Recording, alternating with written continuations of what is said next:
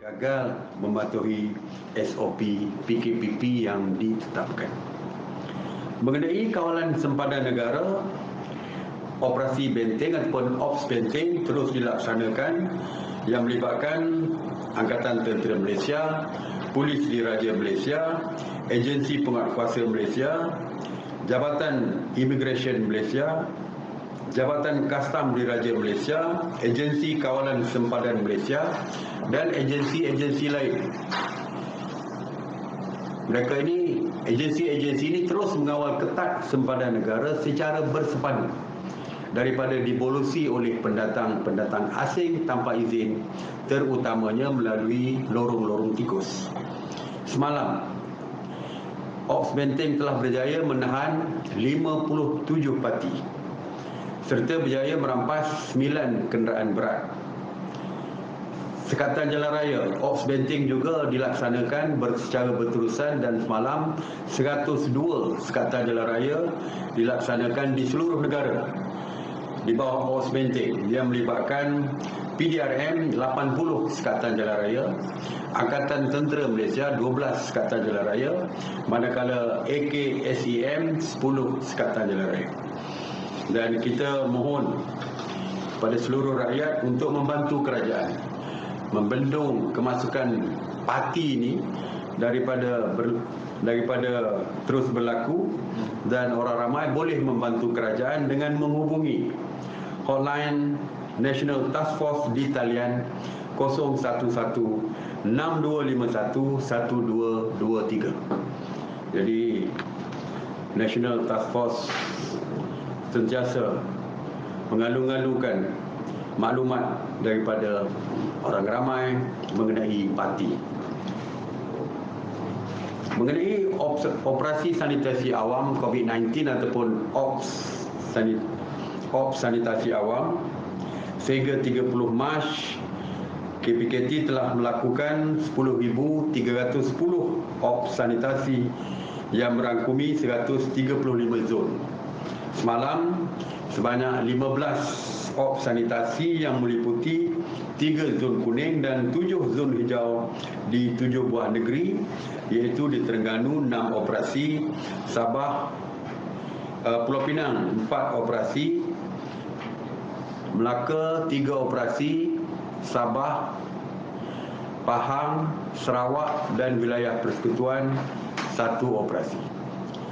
Ops sanitasi semalam melibatkan 59 anggota Jabatan Bomba dan Penyelamat Malaysia serta 152 anggota pihak berkuasa tempatan dan 7 dari agensi lain yang disertai oleh 12 jentera Jabatan Bomba dan Penyelamat Malaysia.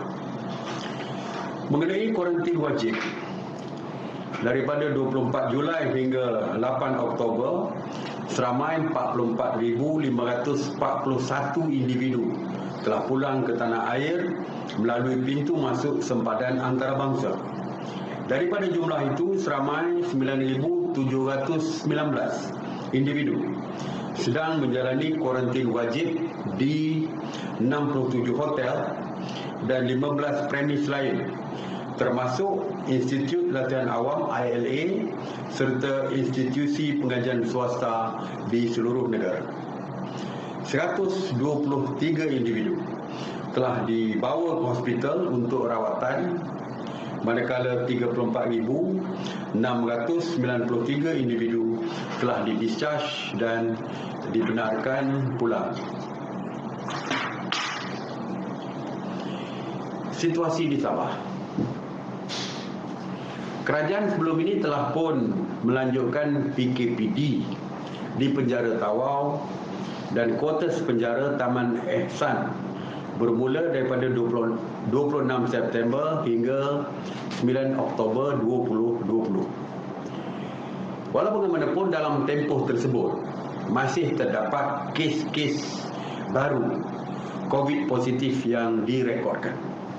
Mengambil kira penilaian risiko terhadap penularan wabak ini, maka Sidang Khas MKN hari ini bersetuju untuk melanjutkan lagi PKPD di kawasan ini bermula 10 Oktober sehingga 25 Oktober 2020.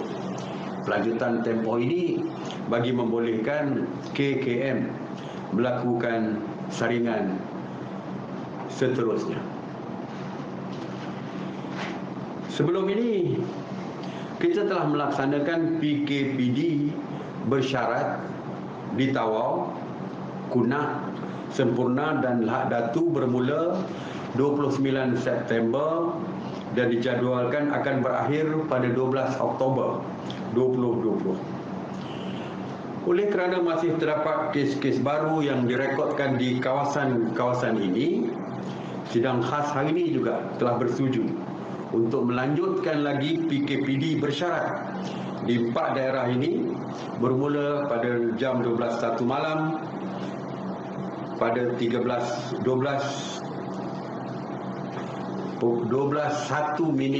pagi sebenarnya dan tengah malam. 13 Oktober 2020 sehingga 26 Oktober 2020. Jadi kita akan sambung lagi selama 2 minggu lagi. Pihak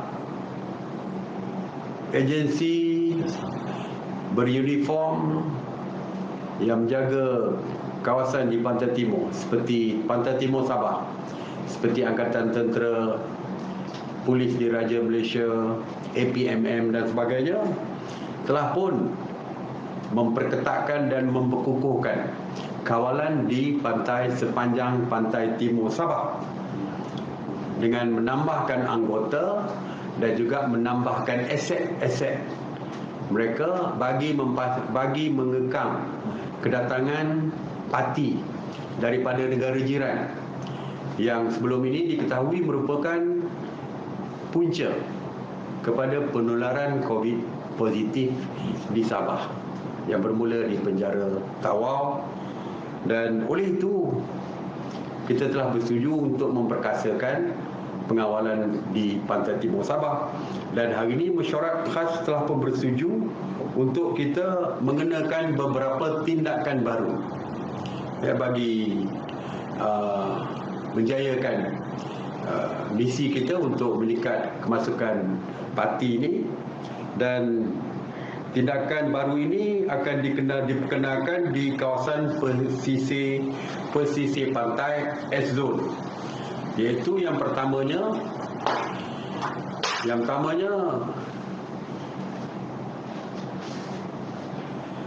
pergerakan keluar bot-bot kecil dari pulau-pulau di perairan S-Zone ke Tanah Besar.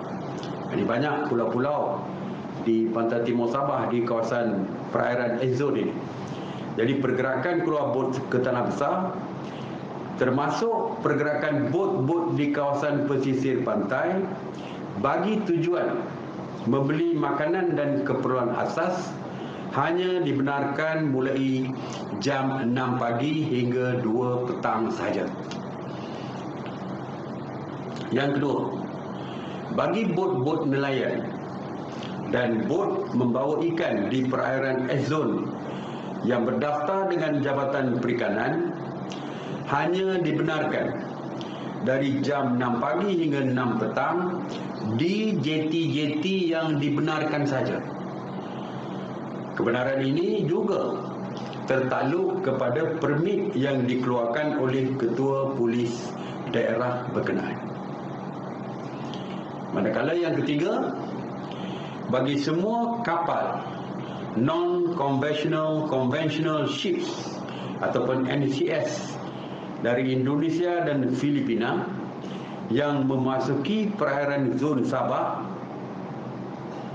Malaysia bagi tujuan aktiviti barter trade dan transshipment adalah tidak dibenarkan. Jadi ada 3 peraturan baru yang diperketatkan, termasuklah pergerakan bot-bot kecil dari pulau-pulau di perairan S-Zone ke Tanah Besar kita hadkan, walaupun tujuannya untuk membeli makanan dan keperluan asas.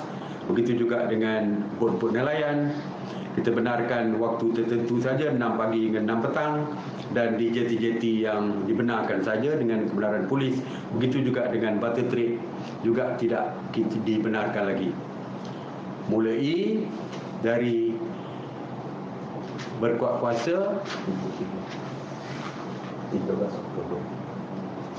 kuasa hari besok. Ya, besok malam lah, kira hari ini 9 bulan. Hari ini kita 2 hari daripada sekarang. Biasanya sejak keputusan kita berikan 2 hari, iaitu 11 hari bulan Oktober. Jadi 11 Oktober kita tak benarkan. Kita ada 1 hari saja. 1 hari saja besok, dan lusa kita tidak benarkan lagi untuk beroperasi.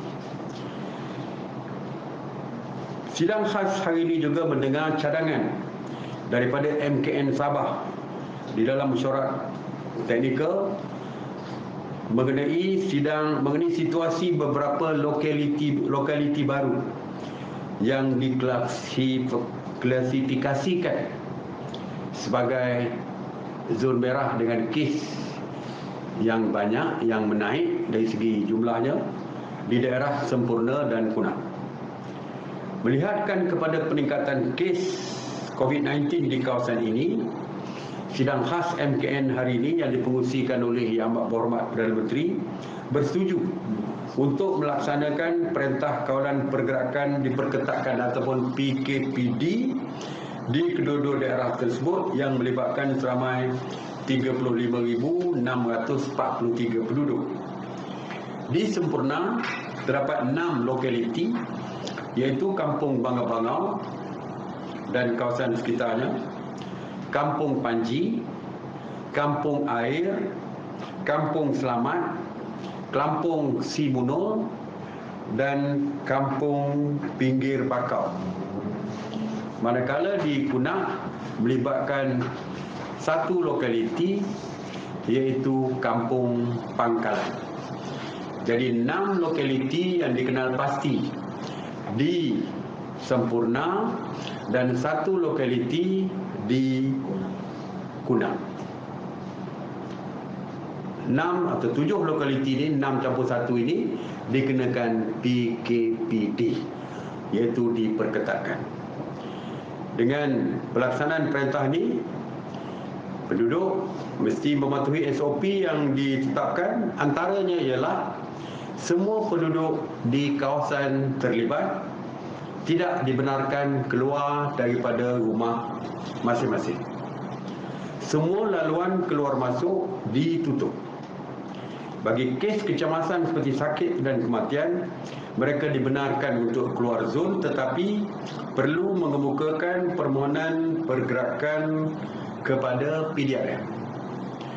Oleh kerana mereka tidak dibenarkan keluar rumah, oleh kerana semua aktiviti ekonomi dan sebagainya ditutup, maka kerajaan negeri telah pun bersetuju untuk mengagihkan makanan di 7 lokaliti tersebut, dan pengagihan makanan akan dikoordinasikan oleh Pusat Kawalan Operasi Bencana Negeri. Sektor-sektor lain semuanya ditutup. Sekolah, masjid, rumah ibadat ditutup sepanjang tempoh ini. Semua aktiviti sosial dan budaya juga tidak dibenarkan, seperti sukan, rekreasi dan lain-lain tidak dibenarkan. Dan sepanjang tempoh tersebut, Kementerian Kesihatan akan melakukan saringan secara bersasar kepada penduduk yang terlibat. Bagi memastikan pematuhan perintah ini, PDRM, Angkatan Tentera Malaysia, Angkatan Pertahanan Awam Malaysia, APM, dan juga RELA, termasuk pihak berkuasa tempatan, diberikan kuasa untuk mengawal seluruh kawasan yang terlibat.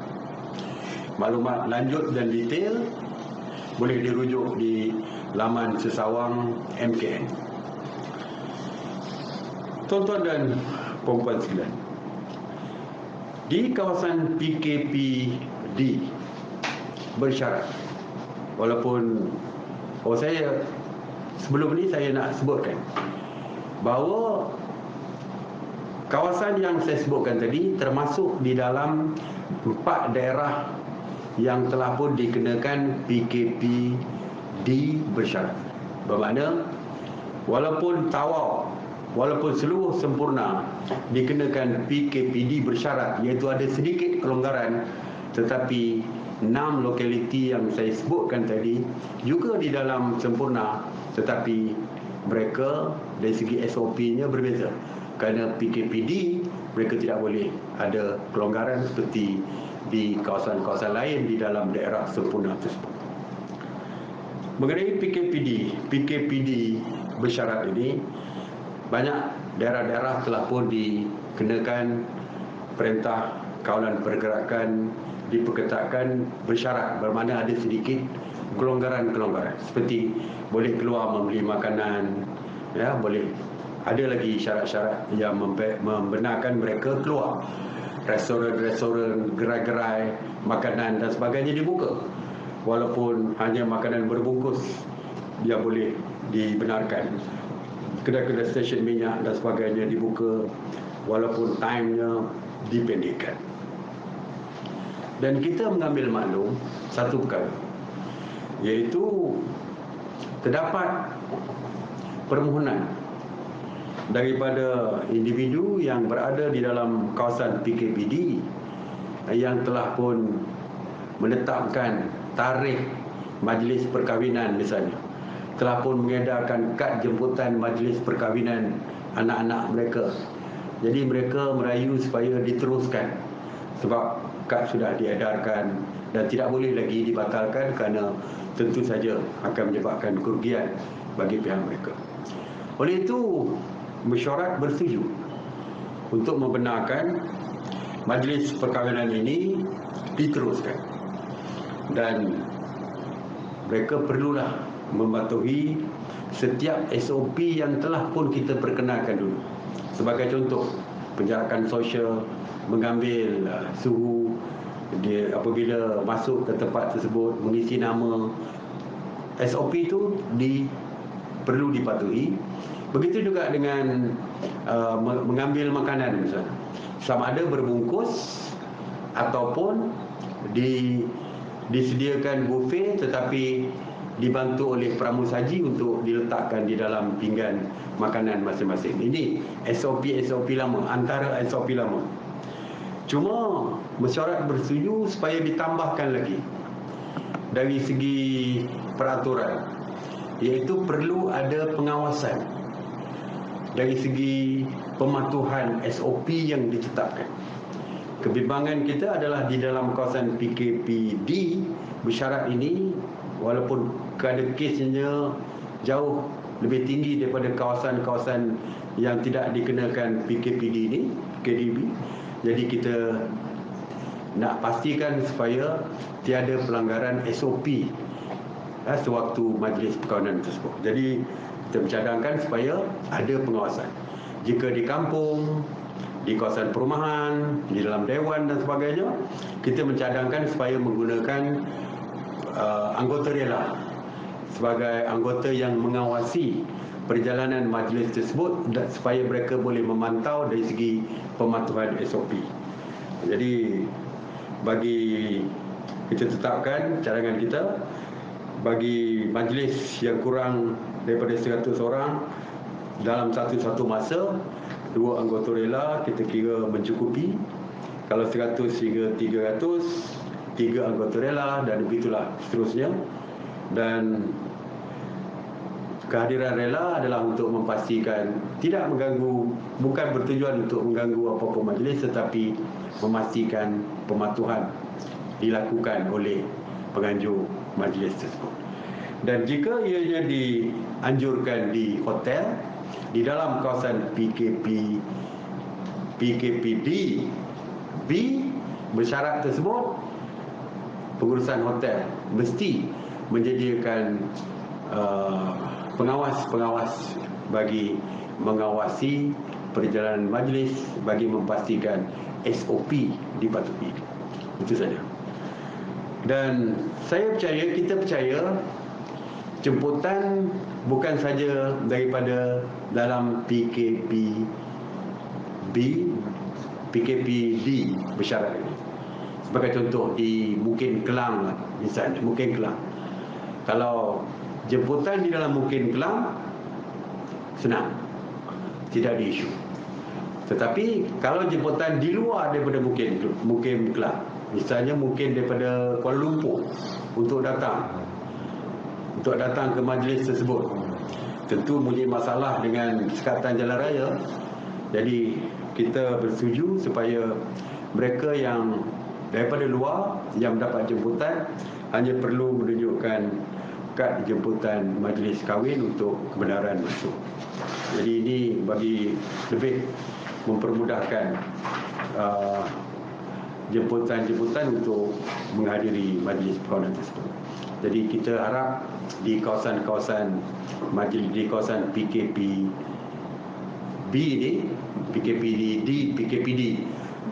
bersyarat, diperketatkan dan bersyarat ini kalau boleh cuba mesti mematuhi SOP, dan kalau boleh kurangkan jangka masa program, kalau boleh kurangkan, pendekkan jangka masa majlis yang diadakan. KKM hari ini juga telah mengesahkan terdapat peningkatan kes positif COVID-19 yang melibatkan kaki tangan dan anggota polis dan petugas kesihatan di penjara Pokok Sena, Kedah. Setelah berbincang dengan Kerajaan Negeri Kedah, kerajaan bersetuju untuk melaksanakan PKPD di kawasan penjara Pokok Sena.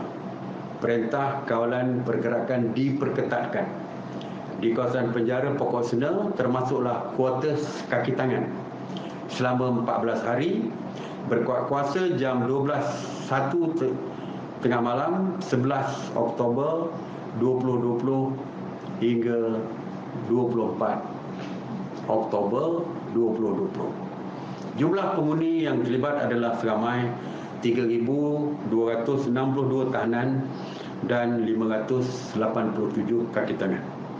Pelaksanaan PKPD ini bagi membendung jangkitan dan penularan COVID-19 di kawasan penjara tersebut, dan juga bagi membolehkan aktiviti pengesanan kes secara bersasar dilaksanakan oleh Kementerian Kesihatan Malaysia.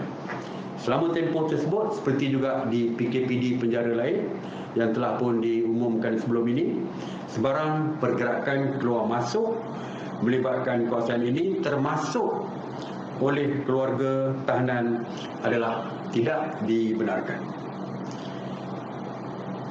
Begitu juga dengan lawatan keluarga banduan, keluarga tahanan tersebut juga tidak dibenarkan.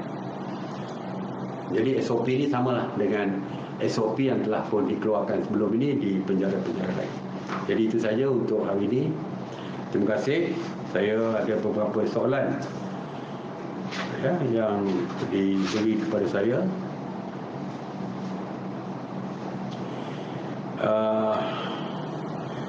Oleh kerana ada gelombang ketiga yang mencatatkan peningkatan kes positif mendadak, adakah SOP sedia ada, memadai dan perlu tidak ditambah baik atau diperketatkan? Seperti yang kita tahu bahawa sekarang ini PKPP masih dilaksanakan, masih dilaksanakan. Mungkin ramai orang terlupa bahawa sekarang ini SOP telah pun lengkap ada di setiap aktiviti yang dilakukan oleh rakyat Malaysia. Macam tadi saya sebut perkahwinan, PKPP, majlis perkahwinan, dalam PKPP kita dah ada SOP. Cuma kita akan boleh mengubahnya dalam keadaan-keadaan tertentu. Seperti tadi kita ada tambah, iaitu pengawasan oleh rela sebagai contoh itu.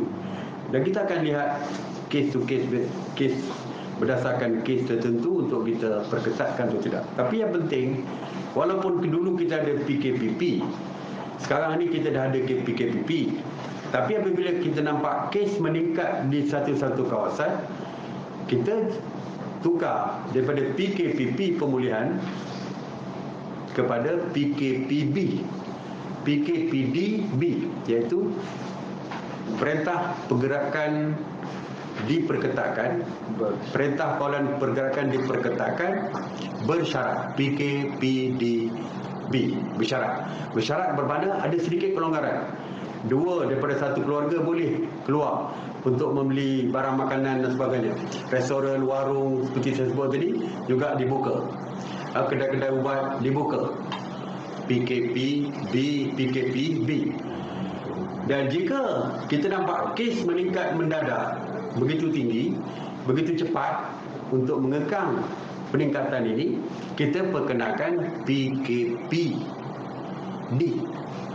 Tidak ada syarat. Seperti yang kita lakukan di 6 lokaliti di Sempurna dan 1 lokaliti di Kunang. Bermakna walaupun kita sudah ada PKP pemulihan yang kita mengamalkan SOP biasa, tetapi dalam keadaan tertentu, sama ada kita tambahkan dari segi SOP yang ada penambahbaikan, atau kita perkenalkan PKPDB ataupun PKPD yang tidak bersyarat. Tutup di 6 lokaliti dan 1 di Sempurna dan 1 lokaliti di Kunak tadi, tutup sepenuhnya. Tidak boleh keluar rumah dan sebagainya. Jadi ia boleh diubah mengikut keadaan tertentu. Akhirnya adalah, adakah kerajaan ini daripada bernama, adakah kerajaan akan pertimbang beri kuasa kepada pentadbir sekolah untuk buat keputusan sama ada boleh teruskan persekolahan atau cuti mengikut keadaan COVID-19 semasa. Pihak Kementerian Pendidikan diberikan kuasa untuk membuat keputusan tentang tindakan seterusnya di sekolah setelah mereka berbincang dengan Kementerian Kesihatan. Jadi saya percaya Kementerian Pendidikan pastinya akan mengumumkan sesuatu yang berkaitan dengan sekolah dan sebagainya, sebab kita tahu berbagai-bagai pandangan daripada rakyat mengenai sekolah ini. Jadi saya percaya Kementerian Pendidikan akan mengeluarkan, akan mengumumkan sesuatu dan mereka akan menentukan langkah seterusnya untuk sekolah setelah berbincang dengan Kementerian Kesihatan. Jadi itu saja. Terima kasih sekali lagi. Assalamualaikum warahmatullahi wabarakatuh.